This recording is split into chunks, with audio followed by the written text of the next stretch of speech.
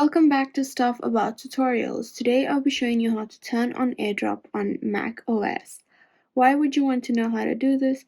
Well, maybe you just recently got a MacBook and you're not really sure where the controls and such are, so I'll be showing you how to turn on the Airdrop on macOS. Check out the video description as I will try and leave written instructions there.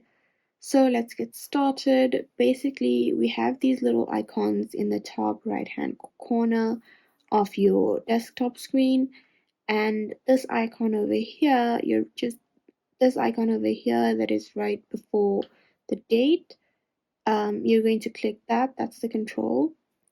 And when you click that, as you can see, you have your Wi-Fi, your Bluetooth, and the AirDrop option. So then if you click on the AirDrop option, you can turn it off or on, and you can see if you're going to only accept AirDrop from your contacts or from everyone. And that is then basically it. If you wanted to know how to turn on AirDrop on macOS, this is the easiest way I know how. And if you know of another way, then leave a comment below and make sure to subscribe for more videos.